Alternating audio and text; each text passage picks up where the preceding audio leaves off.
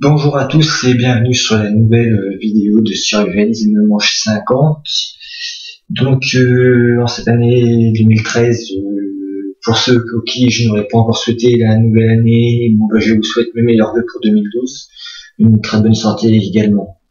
Alors pour cette vidéo là, je vais tout d'abord commencer par remercier certaines personnes, dont notamment Doc Rezis, Matt Survive, France Survivaliste, Dave, pour leurs vidéos sur le survivalisme, car je trouve que le partage est quelque chose de très très important dans ce milieu-là, et je trouve qu'ils font de très très bonnes vidéos, et au passage je leur passe un grand bonjour en les remerciant pour leurs vidéos, et n'hésitez pas les gars à continuer ainsi, je trouve que c'est très bien.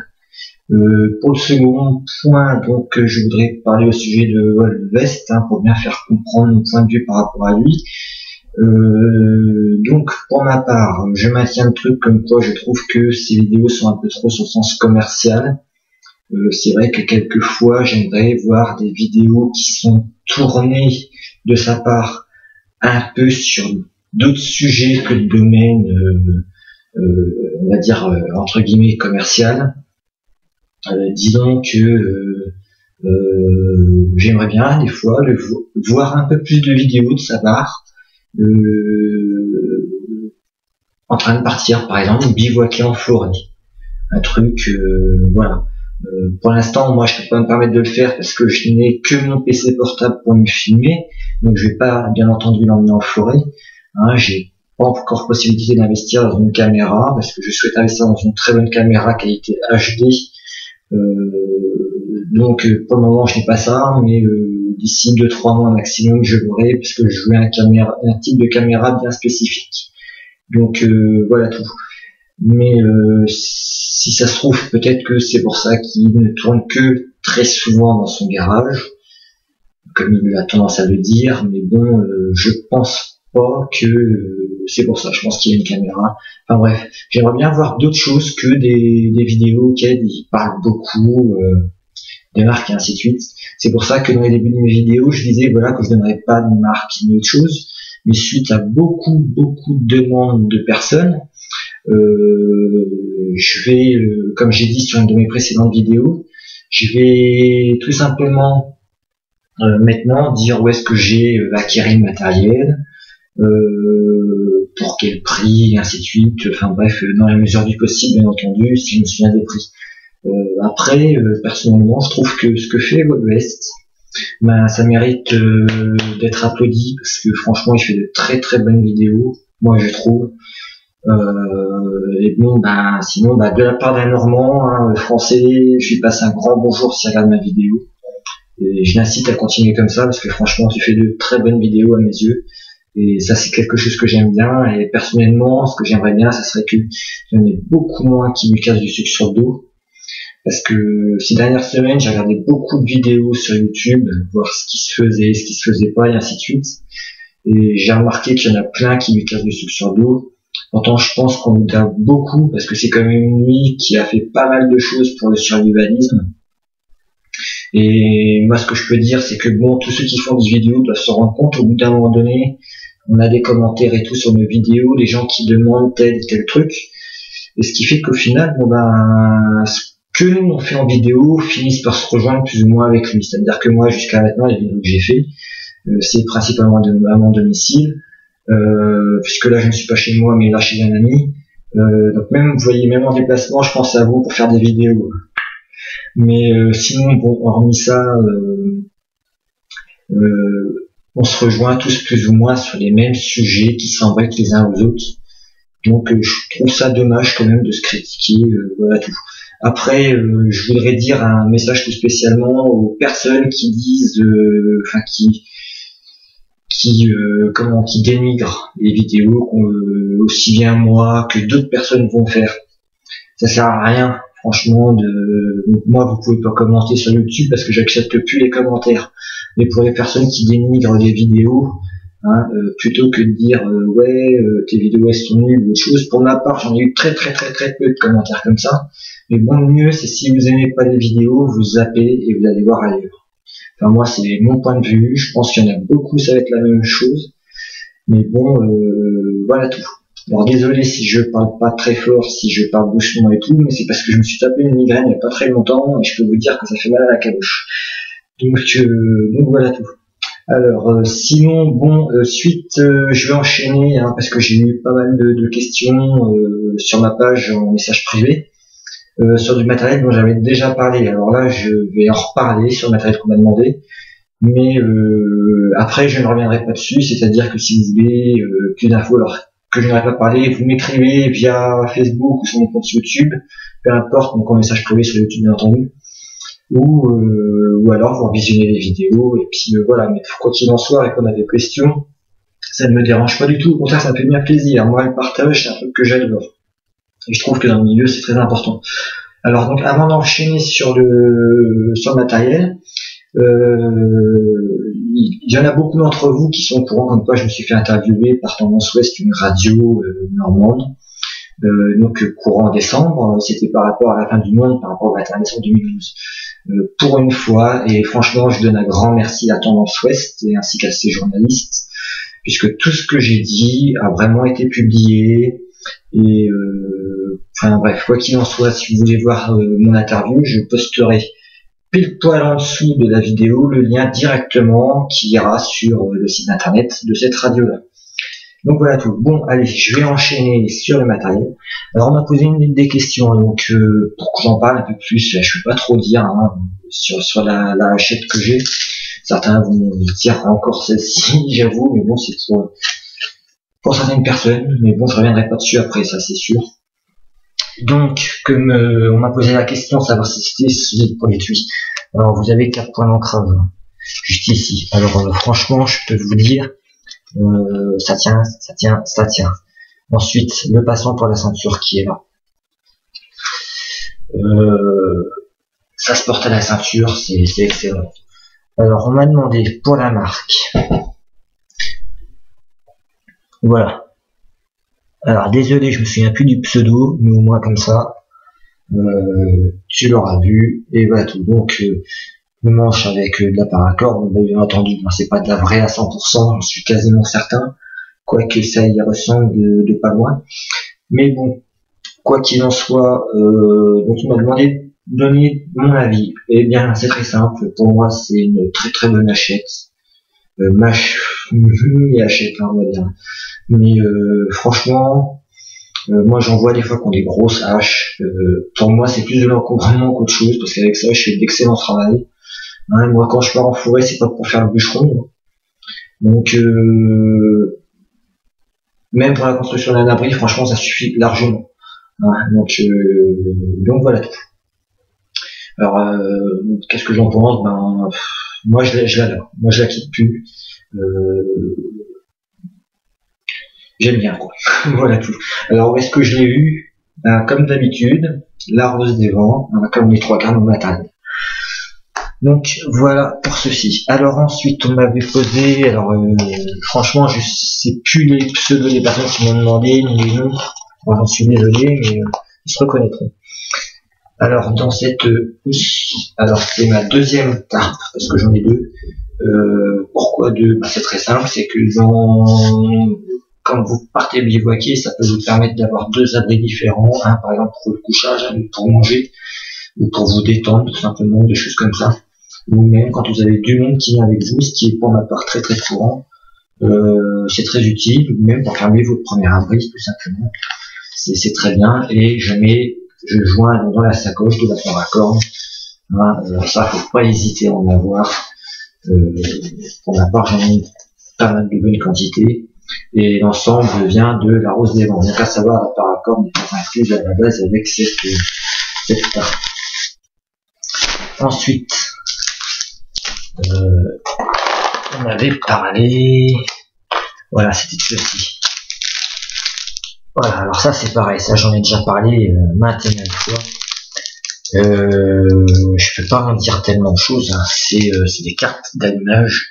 Donc j'en ai coupé un petit bout pour faire la vidéo. Vous prenez l'équivalent de ça, vous pliez et vous enflammez ça, et ça vous fait ça vous fait comment ça va s'allumer, ça va rester en feu, ça brûle à la vitesse d'une bougie, quoi. Et franchement, c'est moi j'aime bien. Et j'en ai pas mal d'avance, et c'est fortement utile d'avoir ça avec soi, parce que bon, à part ces temps-là, la joie dehors, là, il a neigé, c'est tout enneigé partout. Et c'est fortement utile, on ne sait jamais, hein, vous tombez sur du bois complètement détrempé, vous faites comment, là vous allez me dire là aussi, mais bon, ça peut aider à faire sécher du bois plus vite, par exemple. Donc voilà, alors ensuite on m'avait demandé de la marque de mes pastilles de purification. Alors lesquelles? Parce que j'en ai différentes. Enfin pas une tonne de 500 000 non plus, mais voilà. Donc la première, quoi de plus classique, hein. Donc voilà. Je vais pas m'attarder dessus, vous savez ce que c'est. Ensuite, ceci. Alors, flacon jaune. Je sais pas si vous voyez bien la France. Donc flacon jaune, c'est pour enlever le chlore et le goût de l'eau.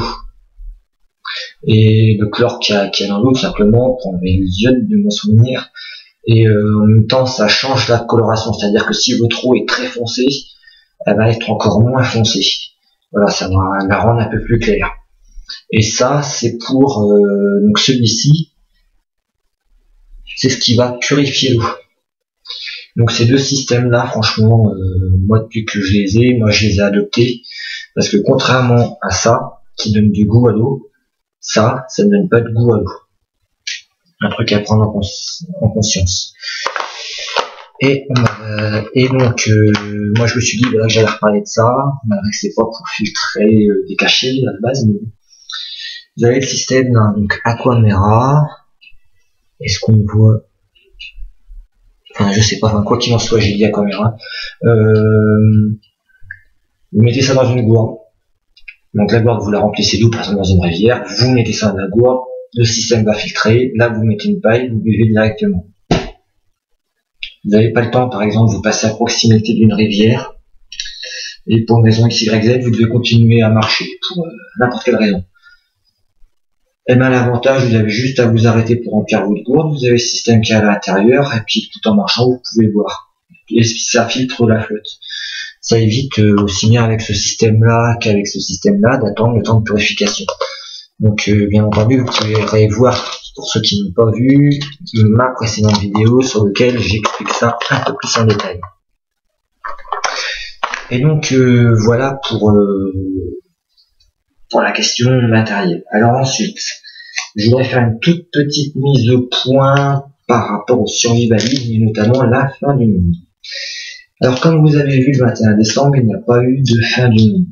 S'il y a d'autres dates déjà, alors de souvenirs 2023-2033, auxquelles il y en a déjà qui commencent déjà à y croire, moi je peux vous dire, si vous êtes survivaliste et que vous cherchez à vous préparer pour une fin du monde, c'est même pas la peine, parce que une fin du monde c'est quoi? C'est la fin de tout.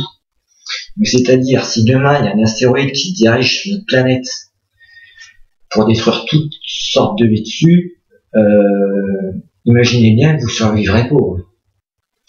Parce que si vraiment ça devait démolir toute la planète, abri ou pas, on sera tous morts. Après, vous vous dites, je m'en fous, j'ai un abri, que vous ayez un abri souterrain, un bunker ou pas. Moi je pense que ça se finirait comment si vous surviviez, que vous êtes en groupe, par exemple, dans ce souterrain ou dans le bunker, ça ferait quoi? Ça ferait qu'au bout de quelques mois, sachant que vous pourriez toujours pas revenir en surface, mais vous finiriez par vous entretuer, premièrement, et si vous êtes seul, vous finirez par vous suicider. Donc là c'est clair et net. Enfin bref, tout ça pour dire les fins du monde. En gros, c'est fait pour instaurer la peur, et ça n'existe pas. De pouvoir prévoir une soi-disant date, voilà. Alors après, il y a peut-être des personnes qui vont dire oui, mais la NASA, ils ont prévu que un astéroïde rentrera en collision avec la Terre. Non, la NASA n'a pas prévu ça. La NASA a prévu qu'un astéroïde passerait au plus près de la Terre depuis le temps qu'ils étudient les astéroïdes. C'est une chose différente. Donc, à prendre en considération. Après, oui, pour les personnes qui découvrent le survivalisme, je vais leur dire, alors nous, en tant que survivalistes, nous, on ne croit pas à une fin du monde, encore une fois, mais nous, on se prépare. Pourquoi? Pour, par exemple, une perte d'emploi. Alors, comment prévoir justement un cas de coup dur de perte d'emploi? Qui dit perte d'emploi dit que vous êtes au chômage, dit que vous touchez moins d'argent, donc dit que vous pouvez moins vous offrir de nourriture, etc. Mais si vous avez un stock de nourriture, que vous avez prévu un peu d'argent de côté, que vous avez de l'autre côté des choses comme ça vous fait faire des économies, ce qui fait que vous vivez plus ou moins normalement, comme si de rien n'était. Donc c'est des petites techniques comme ça, et puis la survie, ça vous permet aussi, voilà, en cas d'effondrement économique de la normalité actuelle, et ben de réussir à vous en sortir, vous êtes équipé, voilà tout. Une autre mise au point sur la survie. Moi, ce qui me fait marrer, et je resterai pas longtemps là-dessus, ce sont les gens qui se disent survivalistes et qui sortent en forêt ou en plaine, ou peu importe, et à la première rosée qui tombe, ils rentrent chez eux. Alors ça me fait rire jaune, parce que franchement, je vais juste dire ça. Demain, si ça s'effondrait partout, et qu'on était vraiment en mode survie, vous feriez comment à la première rosée? Vous rentreriez chez vous, ou vous resterez sur place? Je crois que c'est maintenant qu'il faut vous entraîner par tout type de temps, et c'est pas le jour où ça pètera. Parce qu'il y aura un jour, moi je pense, auquel ça va déverrouiller, ou à un moment donné, voilà, faut voir la vérité en face, la population en a marre des mensonges et de tout ça qui sont cachés par l'État, donc à un moment donné ça risque de péter, il faut se le dire, c'est vrai. Il y en a de plus en plus qui demandent la révolution. Alors nous, par rapport à notre âge, est-ce qu'on va connaître ça? Peut-être pas, mais on n'est pas à l'abri de ça. Moi, je croirais plus en ça qu'en une fin du monde. Mais bon, voilà tout.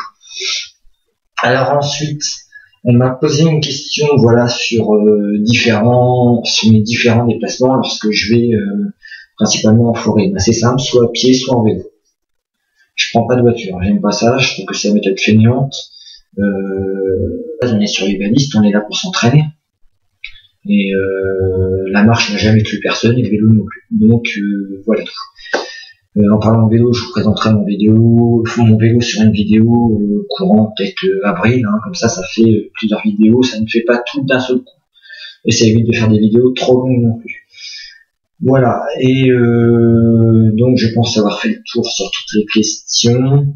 Oui, dans 2-3 semaines maximum, je ferai une bonne vidéo sur du nouveau matériel. Et donc voilà tout. Bon, ben, je sais que cette vidéo-là n'était pas forcément intéressante, mais bon, ça m'a permis de me faire 2-3 mises au point. Et puis, ben, comme d'habitude, donc je vais mettre le lien de la page Survivalisme Manche 50 ci-dessous, mais également le lien vers mon interview sur le site de Tendance Ouest, hein, comme ça, si vous l'avez pas vu, vous pourrez voir.